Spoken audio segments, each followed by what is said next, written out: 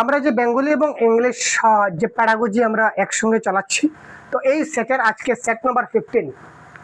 এই সেটের আপনারা জানেন যে আজকে সেট নাম্বার 15 আমরা করতে যাব, কারণ প্রত্যেকদিন আমরা এক এক করে সেট আমরা প্রত্যেকদিন আপলোড হচ্ছে। আপনারা জানেন যে আজকে সেট নাম্বার 15 আপনাদের আসবে। তো ফাইনালি সেট নাম্বার 15 আপনাদের সামনে চলে আসলো। তো এই সেটে কি কি প্রশ্ন আসে আমরা দেখে নিই ভাই। প্রত্যেকদিন আমরা এক এক করে এই ধরনের সেট আমাদের চোখের সামনে আসে, যাতে করে আমরা ইংরেজি এবং বাংলায় দুটা বিষয়ের প্যাডাগজিতে আমরা কি হতে পারি, আমরা মজবুত হতে পারি। তো এখানে প্রথমেই হচ্ছে স্টেফেন ক্রাশনস থিওরি। আচ্ছা, তো স্টেফেন ক্রাশনের দ্বিতীয় ভাষা অর্জন বা সেকেন্ড ল্যাঙ্গুয়েজ অ্যাকুইজিশনের ক্ষেত্রে ডাজ নট কনজিস্ট অফ কোনটি তার তথ্যে অন্তর্ভুক্ত নয়। স্টেফেন ক্রাশনের থিওরি আমরা কনসেপ্টের কাছে দিয়েছি, আপনি আমাদের কনসেপ্টের ভিডিওগুলো দেখলে বুঝে নিতে পারবেন যে স্টেফেন ক্রাশনের থিওরি। তো তাছাড়াও আমরা এই যে স্টেফেন ক্রাশন যে থিওরির অ্যাকর্ডিং টু আনসার কি হবে আমরা এবার বলে দিচ্ছি। তিনি কিন্তু ন্যাচারাল অর্ডার হাইপোথিসিসের কথা বলেছিলেন, ইনপুট হাইপোথিসিস বলেছিলেন, অ্যাকুইজিশন লার্নিং এটা তো প্রশ্নের মধ্যে যাচ্ছে, অ্যাকুইজিশন তো এটাও তো থাকবে। তো এখানে শিকার যোগ্যতা অনুমান বা লার্নিং এবিলিটি হাইপোথিসিস এই কথাটা কিন্তু তিনি বলেননি স্টেফেন ক্রাশন। সুতরাং এখানে কোন কথাটা বলা হয়নি, এখানে শিকার যোগ্যতা অনুমান বা লার্নিং এবিলিটি হাইপোথিসিসের কথাটা বলা হয়নি। সুতরাং এই ক্ষেত্রে আমাদের কারেক্ট আনসার হয়ে যাবে অপশন নাম্বার 4। আশা করি আপনারা বুঝে নিতে পেরেছেন। তো এবার আমরা চলে যাব ডাইরেক্ট পরবর্তী কোয়েশ্চনে, question number 129। The use of dictionary does not help learners to. অভিধান ব্যবহার শিক্ষার্থীদের কোন ক্ষেত্রে সাহায্য করে না। আমরা যখন অভিধান বা ডিকশনারি ব্যবহার করব তখন শিক্ষার্থীদের কোন ক্ষেত্রে এটা সাহায্য করবে না। Find out how to say word. একটি শব্দ কিভাবে উচ্চারণ করতে হয় তা জানতে। Question number 129। মৌখিক যোগাযোগ দক্ষ করতে। Be proficient in oral communication. আচ্ছা, find the meaning of word. শব্দের অর্থ জানতে আমরা ডিকশনারি ব্যবহার করি। পার্ট অফ স্পিচ আমরা পদ জানতে ব্যবহার করতে পারি, বা শব্দের কিভাবে উচ্চারণ হয় তার জন্য আমরা ডিকশনারি ব্যবহার করতে পারি। অনেক সময় ডিকশনারিতে কিন্তু উচ্চারণও লেখা থাকে, কোনো কোনো ডিকশনারিতে দেখতে পাচ্ছি। কিন্তু ওয়েলডি ডেভেলপ করতে বা মৌখিক দক্ষতার বিকাশ ঘটাতে আমরা কি করে আমরা ডিকশনারির হেল্প আমাদের করবে আপনারা বলুন তো। ওরাল আরেকজনের সঙ্গে আমি কথাবার্তা বলবো, এই ক্ষেত্রে ডিকশনারি ভূমিকা এখানে কি 0% ভূমিকা। তো এই ক্ষেত্রে কারেক্ট আনসার হচ্ছে মৌখিক যোগাযোগ দক্ষ করতে আমাদের ডিকশনারি প্রয়োজন হয় না। এই ক্ষেত্রে ডিকশনারি আমাদের কারেক্ট আনসার হয়ে যাবে ওয়েলডির ক্ষেত্রে, অর্থাৎ মৌখিক ভাষার বিকাশের ক্ষেত্রে আমাদের ডিকশনারি কোনো ভূমিকা পালন করে না। Constructivism in language learning focus on. কি হবে কারেক্ট আনসার তাড়াতাড়ি জানান তো ভাই কমেন্ট বক্সে। Constructivism in language learning focus on. ভাষা শিক্ষায় কনস্ট্রাকটিভিজম গঠনবাদের মূল লক্ষ্য হলো। গঠনবাদে ভাষা শিক্ষায় কনস্ট্রাকটিভিজম বা গঠনবাদের মূল লক্ষ্যটা কি। The dominant role of the teacher in a classroom, engaging learners in exploring new knowledge, the rule of imitation, memorizing grammar rule, constructivism. কি হবে 130। প্রথমেই আমরা মেমোরাইজেশন অপশনটা যখনই পাবো আমরা সঙ্গে সঙ্গে কাটবো, এটা কারেক্ট আনসার হবে না। রুল অফ ইমিটেশন অনুকরণ বা নকল করা, এটাও আমরা কেটে দিলাম। যেখানে আমরা দেখলাম যে ছাত্ররা কি করছে স্যার, ছাত্ররা এঙ্গেজ হচ্ছে। এঙ্গেজ মানে কি, এঙ্গেজ মানে তারা যুক্ত হওয়া। কোথায় যুক্ত হচ্ছে, এক্সপ্লোর। এক্সপ্লোর মানে কি স্যার, আবিষ্কার করা বা অন্বেষণ করা বা খোঁজা। তো তারা খোঁজাখুঁজি করতে, তারা অন্বেষণ করছে নিউ নলেজ, নতুন কিছু নলেজ তারা খুঁজতে, নতুন কিছু জ্ঞান তারা খুঁজতে যাচ্ছে। এই ক্ষেত্রে তারা এক্সপ্লোর করার জন্য তারা সব ছাত্ররা আমার এখানে এঙ্গেজ হচ্ছে। তো এর থেকে ভালো পজিটিভ ওয়ার্ড আর কি হতে পারে, বা পজিটিভ আনসার আর কি হতে পারে। সব ছাত্রছাত্রী একত্রিত মিলে সবাই যদি নতুন নলেজ গ্রহণ করার জন্য সবাই যদি অ্যাক্টিভলি পার্টিসিপেট করে, তো এটাই তো আমার কনস্ট্রাকটিভিজম, তো এটাই তো আমার কারেক্ট আনসার। রুক যাওয়াই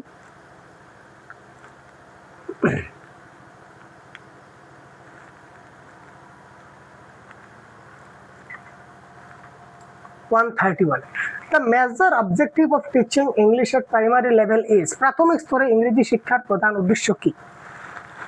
The major objective of teaching English at primary level। Primary লেভেলে আমাদের ইংরেজি শিক্ষণের মূল উদ্দেশ্যটা কি, মেজর অবজেক্টিভসটা কি। 131 যদি আমরা বলি, using English S different situation of life, আমাদের বাস্তব জীবনের পরিস্থিতিতে আমরা ভালো ব্যবহার করতে পারি, বা রিয়েল লাইফ সিচুয়েশন, যখন ওই রিয়েল লাইফ সিচুয়েশন আসবে এটাই কিন্তু কারেক্ট আনসার হবে। Option number 1 is the right answer. তবু আমরা পড়ে দিই, ব্রিটিশ উচ্চারণ ইংলিশ বলতে পারা, ব্রিটিশ উচ্চারণ আর যাই উচ্চারণ হোক আমাদের খেলা হবে। স্কোর দেওয়া, পরীক্ষায় ভালো নম্বর পাওয়া না ভাই, গ্রামারের রুলস জানতে হবে, এটাও আমাদের কারেক্ট আনসার নয়। সুতরাং কারেক্ট আনসার হবে আমাদের এই ক্ষেত্রে option number 1 is the right answer of this question. চলো,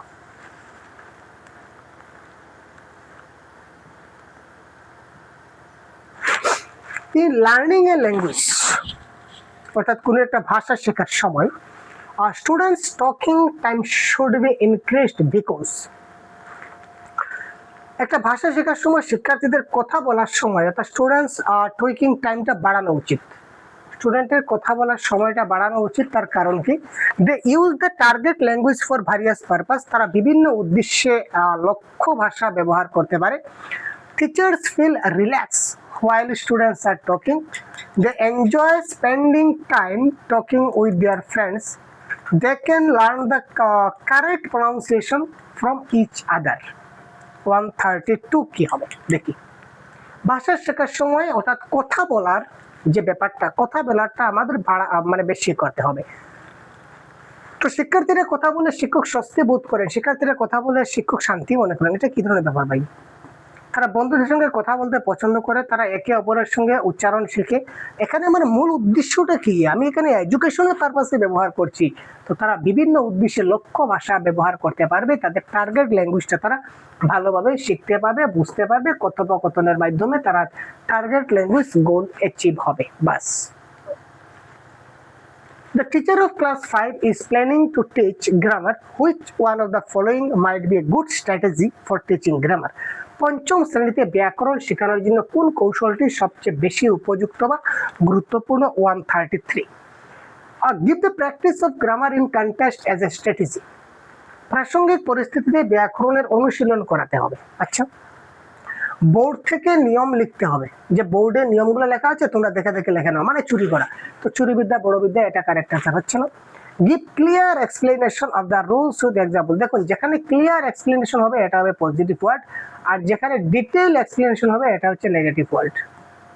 মনে রাখবেন, যখন ডিটেইল এক্সপ্লেনেশন বলবে এটা হচ্ছে নেগেটিভ ওয়ার্ড, এটা মাইনাস আমি দিয়ে দিই। ডিটেলস এক্সপ্লেনেশন এটা হবে নেগেটিভ ওয়ার্ড, আর যখন ওই ক্লিয়ার এক্সপ্লেনেশন থাকবে এটা হচ্ছে পজিটিভ ওয়ার্ড।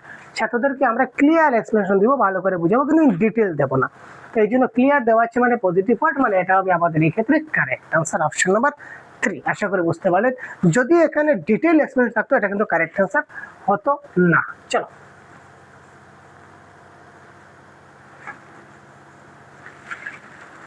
যদি তার আমি পরবর্তী প্রশ্ন দেখি sir, which one of the following is not true in relation to the use of children literature?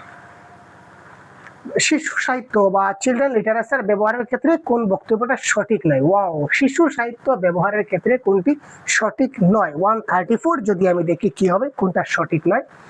এটি বিভিন্ন সংস্কৃতি সম্পর্কে জানতে এবং সম্মান করতে শেখায়। শিশু সাহিত্যের মাধ্যমে আমরা অনেক কিছু আমরা জানতে পারি। সেটি শিক্ষার্থীদের পাঠ দক্ষতা কমিয়ে দেয়। ও ভাই, শিশু সাহিত্য পড়লে কি আমাদের পাঠের দক্ষতাকে কমে যায়? ভাই, কে বলেছে কমে যায়? যত পড়বো, পড়ার কোনো বিকল্প নাই স্যার, যত পড়বো তত কিন্তু আমাদের দক্ষতা বৃদ্ধি হবে। তো পড়লে যে দক্ষতা কমে যাবে তেমন কোনো ব্যাপার না স্যার। তো এখানে কমিয়ে দেয় এটা কিন্তু হবে না। এখানে বলেছে কোনটা সঠিক নয়, তো অপশন নাম্বার বি সঠিক নয়। এটি কল্পনা শক্তি বিকাশ করবে, মানসিক দৃষ্টিভঙ্গি বাড়াবে, সবকিছুই ভালো ভালো দিক করবে, কিন্তু এটা বলেছে যে পাঠ দক্ষতা কমিয়ে দেবে। কিন্তু কেন কমাবে? শিশু সাহিত্য তো কমাবে না। বিভিন্ন সাহিত্যিকের আমরা, যেমন সুকুমার রায় শিশু সাহিত্যিক, তিনি অনেক শিশুদের সাহিত্য নিয়ে রচনা করেছিলেন। তো ওনার সাহিত্যগুলো যদি পড়ি তাহলে আমার কি পাঠ দক্ষতা কমে যাবে? পাগল নাকি ভাই? তো এই ক্ষেত্রে কারেক্ট আনসার এখানে হয়ে যাবে অপশন নাম্বার 2, কারণ এখানে বলেছে নিচের কোনটা সত্য নয়। তো তার মানে দেয়ার রিডিং প্রফিসিয়েন্সি ডিট্রয়েটস এন্ড গেটস ওয়ার্স, আমরা কম শিখবো না ভাই, কমাবো না। While assessing a group work, a teacher should not focus on, যখন একটা গ্রুপ ওয়ার্ক চলছে বা গ্রুপের কোনো দলগত কাজ মূল্যায়ন চলছে, তখন শিক্ষক কোন বিষয়ে গুরুত্ব দেবেন না? অন্যদের প্রতি সহানুভূতি প্রদর্শন, showing concern for others, cooperative learning process accessing for every learner thoughts taking initiate to work। এখানে শিক্ষক কোন ব্যাপারে মনোযোগ দিবেন না। 135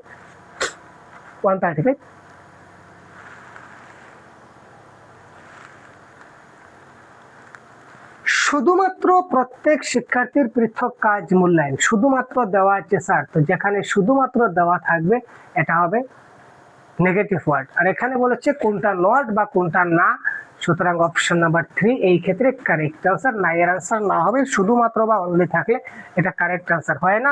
তো এখানে দেওয়া হচ্ছে না, মানে option number C is the না। বাকি কিন্তু সব জায়গাতে সহযোগিতা দেখাতে হবে, কাজের উদ্যোগ গ্রহণ করতে হবে, সহানুভূতিশীল দেখাতে হবে, সবগুলা কিন্তু আমাদের লাগবে।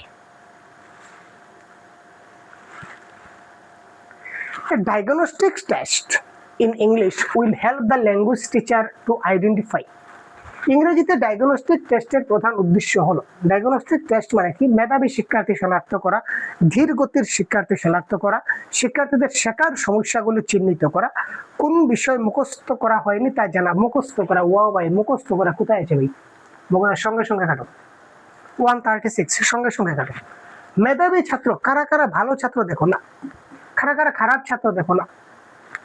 একটা ছাত্র কোন জিনিসটা তার এখনো শেখা হয়নি, কোন জিনিসটা শেখার বাকি রয়েছে, কোথায় তার শিক্ষণের সমস্যা রয়েছে, ওই জিনিসগুলো আমাদের খুব ভালো করে দেখে নিতে হবে। অর্থাৎ শিক্ষার্থীর শিক্ষণের সমস্যাগুলি আমাদের কি করতে হবে স্যার, আমাদের চিহ্নিত করতে হবে। Learning difficulties in the learning faces, তার সেই লার্নিং এর যে সমস্যাগুলো রয়েছে, তার শিক্ষণের যে সমস্যাগুলো রয়েছে, এই সমস্যাগুলি আমাদের কি করতে হবে, সমাধান করতে হবে। While teaching English, a teacher is not able to draw attention of some students sitting at the back. She should।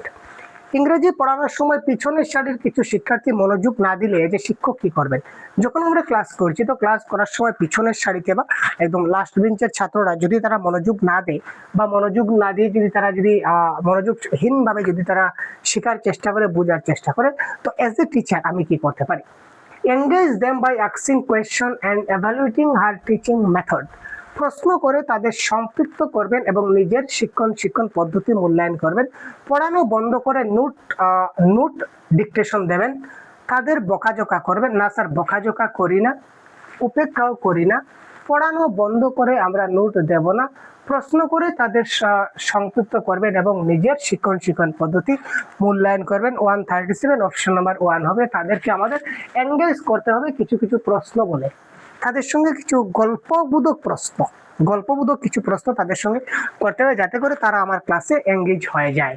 তো তারা যখনই ক্লাসে এনগেজ হয়ে যাবে তখনই আমি ক্লাসটা, তারাও জিনিসগুলো বুঝতে পারবে, শিখতে পারবে এবং ভালো করে তারা জিনিসটা করতে পারবে। ঠিক আছে স্যার।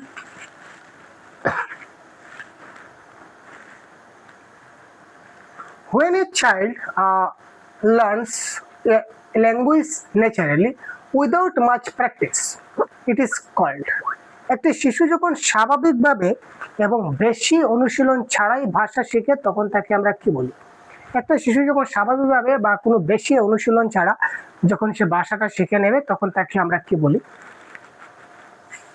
ন্যাচারালি যখন সে কোনো ভাষা শেখে এটাকে আমরা কি বলি? এক কথায় শেষ 138। দেখুন, ন্যাচারালি কেউ যদি ভাষা শিখে নেয় তখন তাকে ল্যাঙ্গুয়েজ অ্যাকুইজিশন বলা হয়, ভাষা অর্জন। কেউ যদি ন্যাচারালি শিখে বা প্রাকৃতিকভাবে অটোমেটিক যদি কেউ কোনো ভাষা শেখে তখন আমরা সেটাকে কি বলতে পারি স্যার? আমরা সেটাকে বলবো যে ল্যাঙ্গুয়েজ অ্যাকুইজিশন বা ভাষা অর্জন। ভাষা অর্জনটা কি হয়? এটা স্বাভাবিকভাবে হয়, তাই না? The communicative approach to teach English focus on। ভাষা শিক্ষায় কমিউনিকেটিভ অ্যাপ্রোচের মূল লক্ষ্য হলো, ভাষা শিক্ষায় বা ইংরেজি শিক্ষায় বা ভাষা শিক্ষায় কমিউনিকেটিভ অ্যাপ্রোচের মূল দক্ষতা কি? বাক্যের গঠনগত শুদ্ধতা, the structural accuracy of the sentence, correct pronunciation of the word, সঠিক উচ্চারণ, linguistic competence plus an ability to use the language appropriately। ভাষাগত দক্ষতার পাশাপাশি যথাযথভাবে ভাষা ব্যবহার করার ক্ষমতা বা নির্দিষ্ট গঠনগুলির নিয়মিত অনুশীলন, the practice of selected and graded structured pattern। কেবল 139। তো কমিউনিকেটিভ অ্যাপ্রোচ মানে আমরা কি করতে পারি? যাতে যথাযথভাবে ভাষা ব্যবহার করার ক্ষমতা আমাদের মধ্যে থাকে। ঠিক আছে না? Ability to use the language appropriately, ভাষাটা যাতে আমরা ইউজ করতে পারি ভালো করে, যেন আমরা যথাযথভাবে আমরা ভাষাটা ইউজ করতে পারি, এই কথাটা এখানে বলা হয়েছে। তো এই জন্য কারেক্ট আনসার এখানে আমাদের হয়ে যাবে option number C is the right answer of this question 140। Which one of the following is most important in developing reading skill at primary level? প্রাথমিক স্তরে পাঠদক্ষতা বিকাশের সবচেয়ে গুরুত্বপূর্ণ বিষয় হলো, প্রাথমিক স্তরে যদি রিডিং স্কিল ডেভেলপমেন্ট করতে চাই, রিডিং স্কিল ডেভেলপমেন্ট করতে গেলে কোন বিষয়ে সবচেয়ে বেশি গুরুত্ব দিতে হবে? বাক্যাংশ সঠিকভাবে পড়তে হবে, বাক্যের অর্থগুলো অনুধাবন করতে হবে, শুধু বর্ণমালায় সঠিক ক্রম জানলে চলবে, শব্দ সঠিকভাবে পড়তে হবে। তো রিডিং স্কিল মানে কি? 140 বারবার আমি আপনাদের ক্লাসে বলি যে রিডিং স্কিল মানে কি, পড়া পাঠের অর্থটা অনুধাবন করতে হবে। আমরা যা পড়লাম সেটা একটা জিনিস একটা পড়ে নিলাম হয়ে গেল না, কি পড়লাম তার অর্থটা আমাদেরকে খুব ভালো করে বুঝতে হবে। যদি আমি অর্থটা যদি ঠিক ভালো করে যদি বুঝতে না পারি, তাহলে এই পড়ার কোনো মানে হয় না। সুতরাং পড়া পাঠের অর্থ অনুধাবন করতে পারা, এটা হবে এই ক্ষেত্রে আমার কি হবে স্যার? এটা হবে এই ক্ষেত্রে আমার কারেক্ট আনসার। ঠিক আছে, চলো। While reading a learner needs to, পড়ার সময় একজন শিক্ষার্থীর উচিত, পড়ার সময় একজন শিক্ষার্থীর কি করা উচিত sir? Guess the conceptual meaning of new words to understand the text.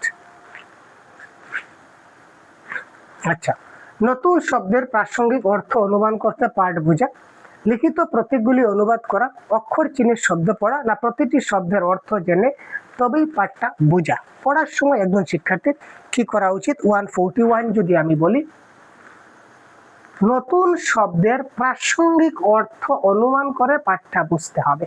পড়ার সময় যদি আমি কোনো জায়গায় যদি ফেঁসে যাই, আমি ফাইসা গেছি, কি আমি বুঝতে পারছি এটা নতুন শব্দ চলে আসছে, তার অর্থটা কি আমি বুঝতে পারছি না, তখন আমি কি করবো? একটা অনুমান করব, ওই পার্ট রিলেটেড আমি একটা গ্যাস করব, অনুমান করতে পারবো যে এই শব্দের অর্থটা কি হতে পারে, শব্দের অর্থটা কি হতে পারে। আমি যদি বুঝতে পারি, বাস হয়ে গেল। এটাই তো আমাদের বলেছে যে পড়ার সময় আমি আমার গ্যাস করতে হবে, এখানে কোন শব্দটা ছিল বা কি অর্থটা এখানে হবে, এটা আমাকে কি করতে হবে? একটু গ্যাস করে জিনিসটাকে বুঝে নিতে হবে।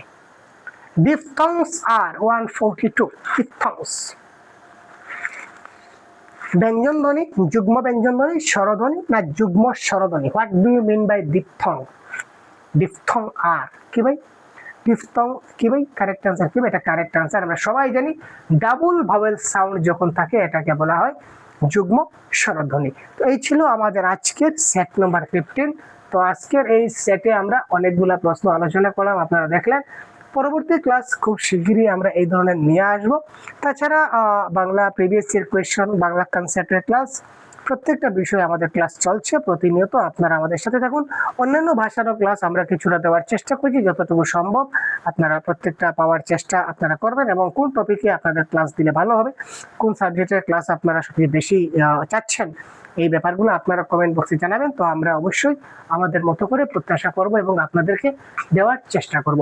তো আজকের ক্লাস আমরা এই পর্যন্ত বিদায় নিচ্ছি। পরবর্তী ক্লাসে আবার অন্য কোনো টপিক নিয়ে আপনাদের সঙ্গে আবার কথা বলবো।